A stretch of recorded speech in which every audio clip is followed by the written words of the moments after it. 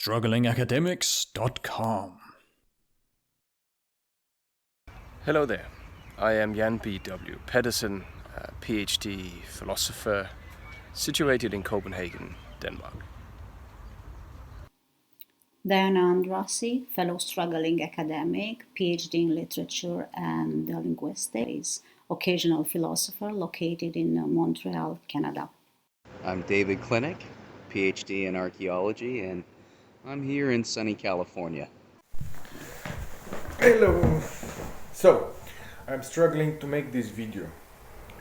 So, I'm an academic and I'm a struggling academic. My name is Tudor. This session's topic is unread books. It's very easy, it's very common, and everybody can relate to it. Now, for me, it was always a metaphor. Like the library has always been a metaphor, and the bookshelves were nothing but empty spaces. So I'm trying to be, in a sense, a little bit melancholic here, because whenever I went to a library, for me it was just the memory of the fact that coming to terms with the fact that I'll never be able to read the entire amount of books that are there, no matter how hard I tried. I would never even try to go through the catalog. So it was a space of regret for me. A library and a bookshop, my personal book collection as well. And that's why I came to terms with it very, very early. So I met some people who had book collections like me, and I started studying them ethnographically, trying to describe what was their opinion on their books that were there unopened. And most of the time, it was just maybe one day. So that's the mantra of the unread books philosophy. Maybe one day. And then I went further. And then if you don't read, I would ask them, why would you keep them? And then there was another line that came up very often, which was because I like to see the side of the books, the covers. It was the pleasure of looking at the title and the author's name. So after that, I went even further. So what's the deal then? A collection of titles and authors' names. What was that to you? And then it was, but they have been chosen or given to me by various people. Every book has its own memory. So there it was. Every book, unread, has its story. It was bought at one point. It connected to people that you know. So without even knowing what's inside, you have a story connected to each book. Paradoxically, an unread book brings a story which basically is associated with books. So for me, it was going back to square one. The text that didn't exist actually existed without the text. That fascinated me. This was my point of fascination with, and I would never forget the fact that I discovered books that were owned by my grandfather, and they were published in 1850s. The pages were never cut, and they have been passed about 5 generations, one before him and 3 after. So 5 generations to me. Nobody read the book. I was the first one to read them. And for me, it was not an achievement, but a realization that I'm doing the same thing with mine. It's just a state of affairs. And now that I have this in mind, whenever I see a book that I've always wanted to read and can't because I don't have time or didn't read it at the right time, I'm at peace with myself because there's a story behind it. Anyway, So, what I try to say is that this is a good topic if you have stories about books that you haven't read, which I have as well. Now, earlier, we before starting this conversation, we talked about James Joyce. So here I pass to whoever wants to talk about James Joyce and his novel, because I have a story about that as well. So who starts? I don't know if it should be me, because I am guilty of starting the whole James Joyce conversation with David earlier, prior to you guys coming on. So I think a minor precision of our topic today is to how to look at books you haven't read.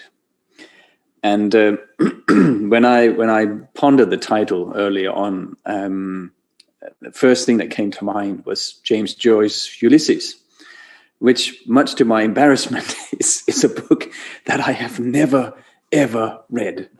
And if you want to pass as just a quarter of an intellectual, you ought to have read Ulysses.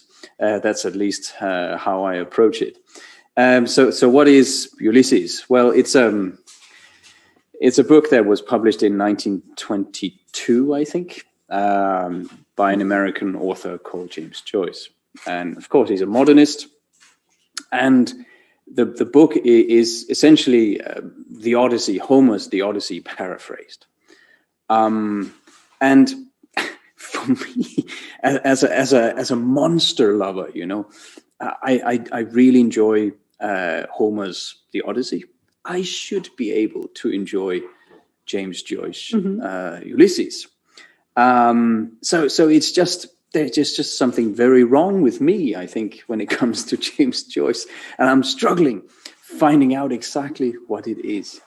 As I said before, it's a book that I strongly feel that I should have read, but for some reason I can't be bothered. Much of it has probably something to do with modernism itself, because modernity is not something that inspires me very much. It's almost like a disease that you have to suffer from me. So there is some of the explanation. Another part could be that I'm just lazy, and it's probably that, to be honest. So how do I look at Ulysses when I find it in some of my friends' bookshelf? Well, to be honest, I look at it with respect. And why? Because I haven't read it. I try hard not to be afraid to admit that I haven't read it, because, being aware that this particular book is a piece of work that I haven't read, I think speaks to your credibility. If you can admit that there is something you haven't read, then at least you're honest with yourself and you know yourself to a certain degree, which is admirable, especially in these days. Of course, it also means that you have to face the fact that it takes away some of the awesomeness that you ascribe to yourself. So there's a kind of like, it's a process of getting to know yourself and accept that you're not Superman or Superwoman or Batwoman or whoever it is that we sort of put before ourselves as an idol. And then I try desperately to pat myself on the shoulder as well, because looking at Ulysses makes you aware of your own ignorance.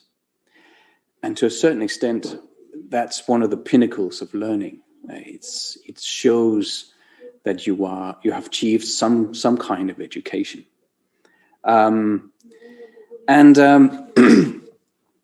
think it's also a sign of education that you actually focus on Ulysses, because even though you haven't read it, that it's an important piece of work. And for me, that's enough, at least for now. I'm not prepared to say that I will read this book before I die. I know I should, but I think that's my piece on Ulysses. Right. Okay. So Guys, recently I found a meme on the on internet, obviously somewhere on Facebook, and I wanted to share it with you. It's something like, I admit it, I have a book buying problem. It's okay, I'm seeking help. I bought a self help book. It's on my read pile. I'll get to it. So probably all of us, we have a kind of serious problem with not only not reading the books that we want to read, that we have in our pile, that we feel guilty for not having read them, but we have a special relationship. It's not just guilt, but it's the admission and the ownership of this guilt. I have to admit that in my life, I committed some unorthodox acts of, I don't know how to put it. Yes, I stole books and I didn't read them. And this is probably a higher level of culpability that I have to deal with. Not only that I didn't read them, but I dared to steal them and to put them in the pile and to procrastinate on, okay, it's going to be one day, someday, I don't know, maybe next month or next year, or maybe when we are out of the pandemic, I will find the time to read that nice covered and glittery New Testament that I stole from a very nice church. I won't give you the detail, but yeah, it's a real story, and I have to deal with it. Can I just say, I think there's a special circle in hell for you. Which one of the bulges you're gonna put me in? So yeah, probably I will burn in hell for that. Not only because I stole, not only because it's the holy book, not only because I didn't read it all. Yeah, I honestly, as you said with Ulysses, I cannot read Gospel according to Matthew. I don't like Matthew. I tried. I promise to you, I don't try. I don't like his writing. Probably I don't like Matthew at all. But that's another problem. So obviously we live amongst books and we treat them sometimes as human beings, and then we realize that we give them too much of we put too much of our affection in these books and invest them with kind of human-like potential. And then we step back and we try to objectify them, if I say, and put them back on the shelf. Okay, you are a book, you are an object, but still there is a sign of me in there, even if I read you or not. I realize that this is the main feeling that we have with books, either guilt that we haven't read them, or pride that we did and we just found something amazing. Another feeling is the over pride, if I can call it. I reread that certain book, War and Peace. Who the hell rereads War and Peace? Me. Yes, I did. Okay. I'm not the only one. And I really enjoyed it. Second time, even more than the first time. And the third time, I was like reading it with a pencil in my hand, and I was doing not only research, but it was a special type of reading when you read second time or third time or a fourth time, and you use the reading more for a project than for the own pleasure of reading. We feel as well a certain type of guilt towards the books that we own, and we don't treat them well, like let's fold a little corner, or let's put my own thoughts on the side of the paper. Honestly, I don't feel guilty at all, but I heard people being guilty for that. It's my own thought and it's my own book, and I exercise my right to torture that book the way I want with my own thoughts. Okay. Most shocking thing I've ever heard. Yeah, I think I wanted to talk to you about, guys, about the libraries. Yeah, we all have libraries at home, and we all are very proud of our collection and issues and little books that either we bought with our first earned money, or with stolen money, or we just stole from friends, or we received as gifts, and they have all kind of dedications on the front page. But I noticed that women take huge pride in their library design, because they arrange books by color, shape, topic, favorite writer, or whatever. Whereas men, they don't give a flying anything on the way the books are on their shelves. They rather take pride in the book that they own and that they read, and probably they take pride even in the chaos that it's on their shelves, and because they know exactly what book is where, and they can just grab them without looking at the shelf. I might be wrong here, but I noticed that there is a huge gap in behavior when it comes to women and books and men and books. Yeah, I'm sometimes I feel like I'm on the men's side somewhat, because I was never able to put my books in order, and I wouldn't even try to do so. So if that's true, that means that I belong. When you have a choice to make, you're male, female, or no, neither of two. I'm neither of two. Because I'd rather not. No. It's the check boxes. I'd rather not say, or prefer not to say. It's the same thing. That's the check box. Yes. You don't say you are not. So last week I was in the countryside. Last 2 weeks. I was almost crazy with the idea that I can't put my books in order at all. And they were in 3 different rooms, shelves and piles and lines. And there were like about 3,000 to 5,000 volumes. Okay, so it was big collection. So that collection was always randomized in different rooms, actually 2 rooms, but in different positions. Nobody in the house knew where a certain category was, and if you were looking for a certain book, you should have given at the beginning. You shouldn't given up, because there was no way you could find that book in less than like 3 days. Putting them out, find the book, putting them again.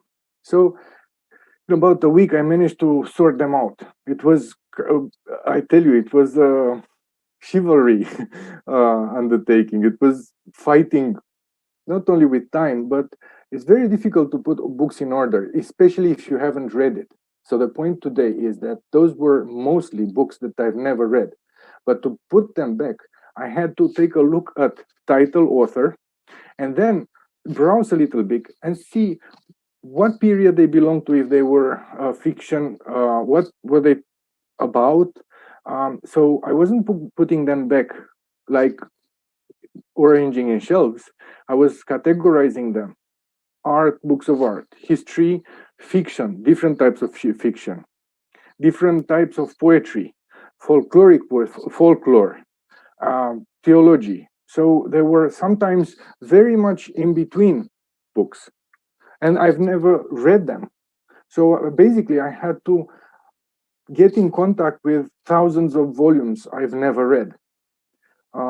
It was maddening, I tell you. It was an experience, because at one point you forgot who was what, and at one point. But I made a small kind of my point of reference was when, who, and what.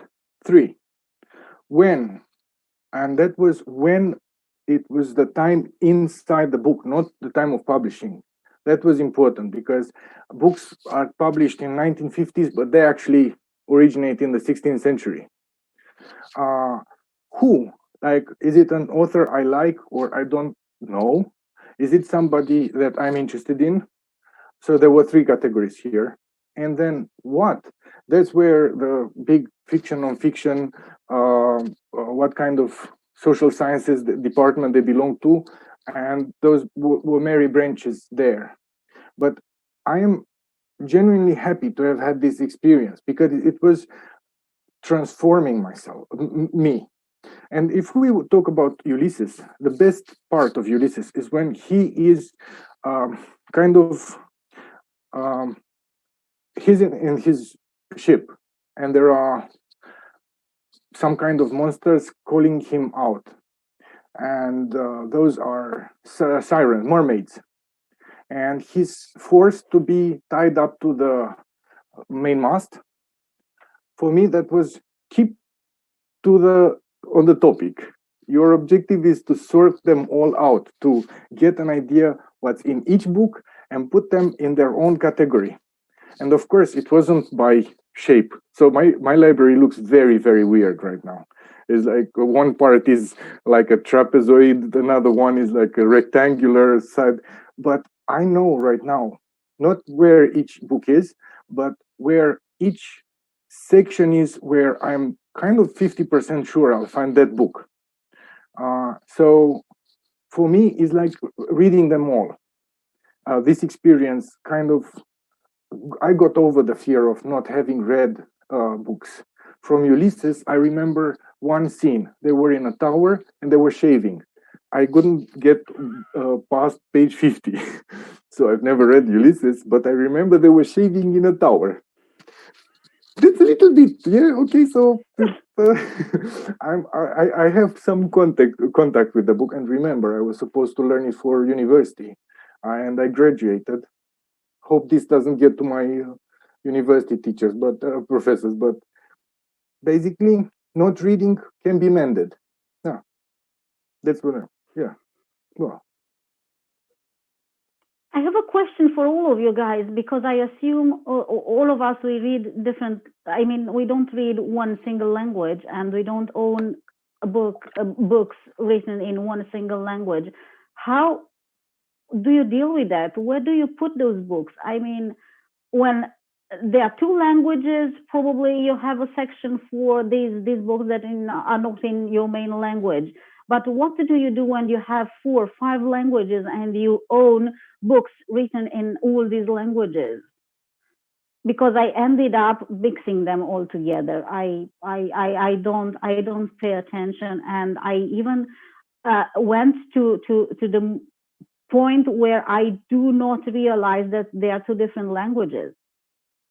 I put Hermann Hesse in German and Romanian and English, and I cannot filter out the idea that there are 3 languages over there, because it's the same Hesse and it's the same writer, and in my head it's the same thing, regardless of the language. I mean, I think, David, in your case as an archaeologist, things are a little special because some of the, as far as I know, some of the research that comes out, say, from France, is still only in French. So if you want to access that kind of material, you are kind of like forced to learn the language, yes.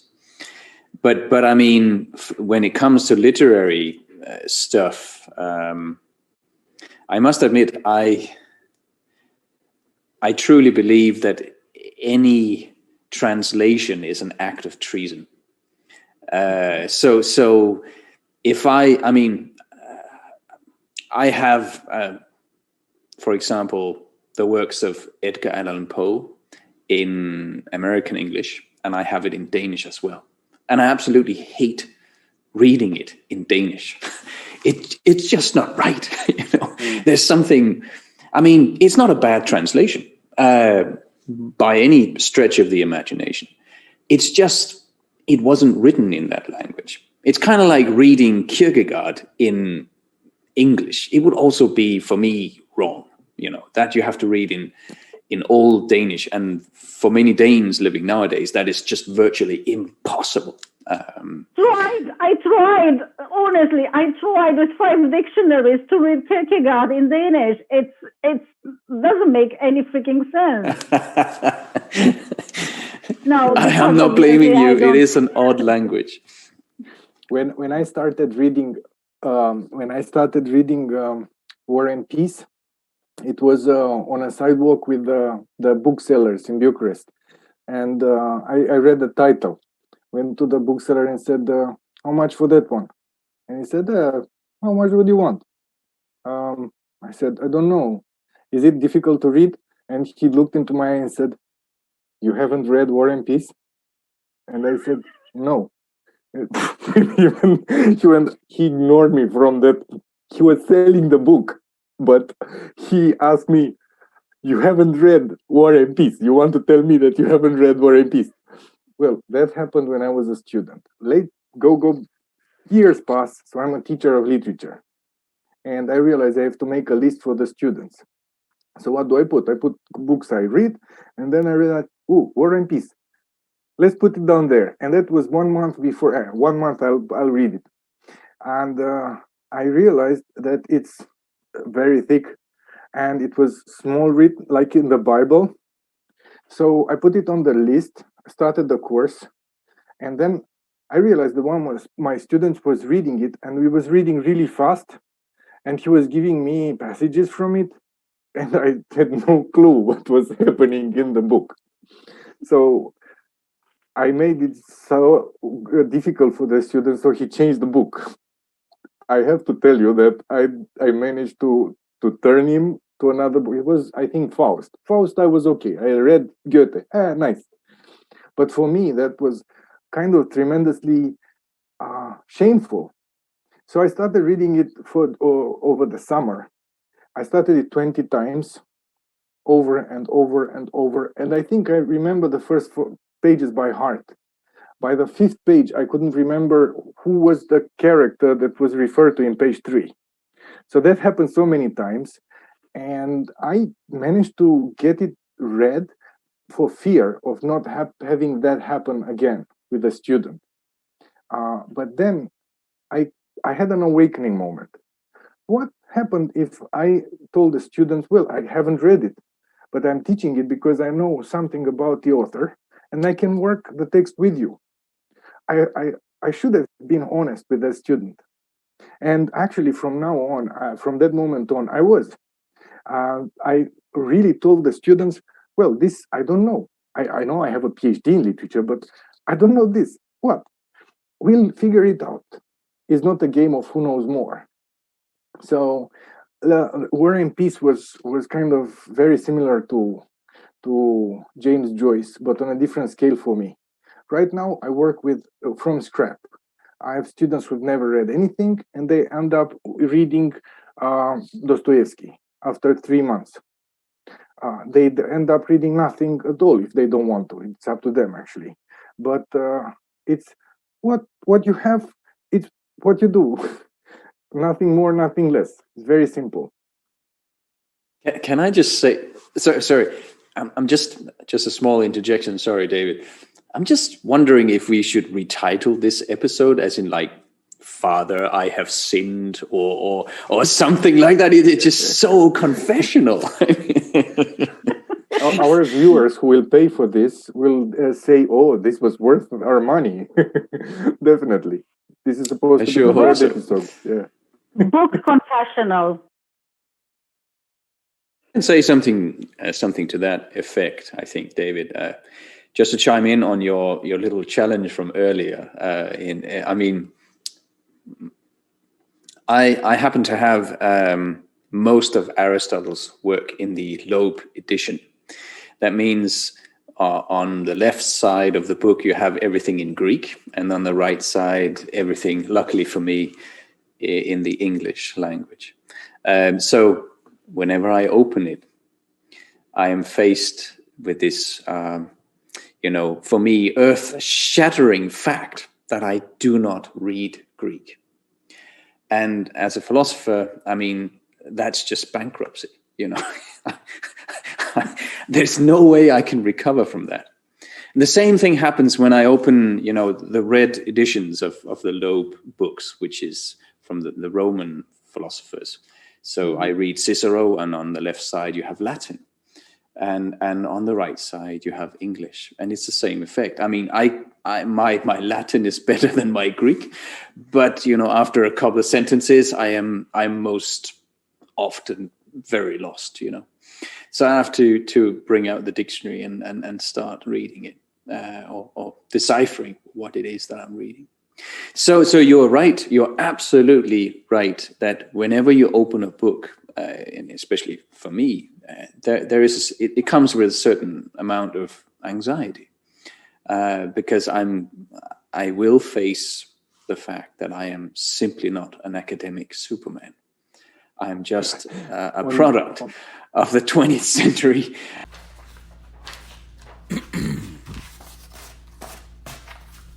StrugglingAcademics.com